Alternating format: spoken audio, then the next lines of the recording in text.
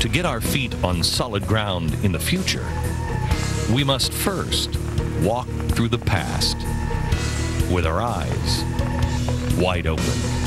Government is not the solution to our problem. Government is the problem. That's modern conservatism in a nutshell. Yet, we're always told that Nazi Germany, who controlled every aspect of its citizens' lives, was somehow right-wing. Is that true? Or is it an attempt to distract from other much more inconvenient similarities?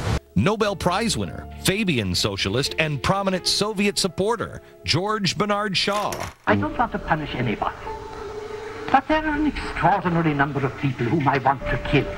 I think it would be a good thing to make everybody come before a properly appointed board, just as he might come before the income tax commissioners, and say every 5 years or every 7 years, just put him there and say, sir or madam, now will you be kind enough to justify your existence?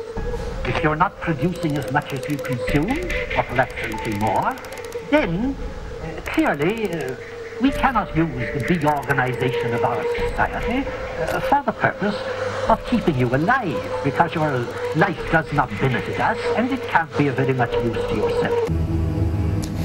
The atrocities of Hitler are rightfully recognized as beyond abhorrent, but we must continue to be vigilant to make sure they never happen again. We must never forget. But we also must never stop learning. 14,000 men and boys were executed in Cuba during the 1960s. He said that his dream was to become a killing machine. He said to his revolutionary comrades, if they weren't sure of someone's loyalty, if in doubt, kill him. These are the realities that we need to understand about Che. You could probably call him clinically a sadist.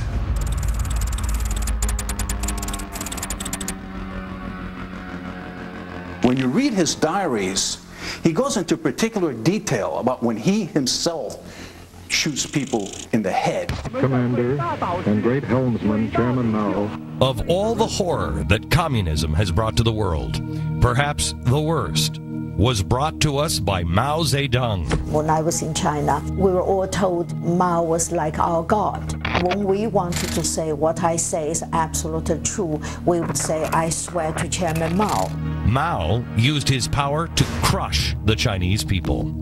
The majority of his crimes came in two distinct waves. From 1959 to 1961 was the so-called Great Leap Forward, which was actually a gigantic leap backwards in which he tried to collectivize and communize agriculture. And they came to him after the first year and they said, well, Chairman, 5 million people have died of famine. And he said, no matter, keep going. And the second year they came back and they said 10 million Chinese have died. He said, no matter, continue.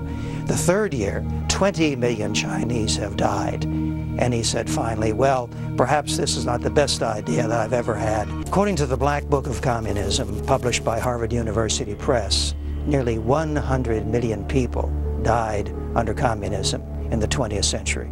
But it all flows out of this idea that the communists think that they can create a new society.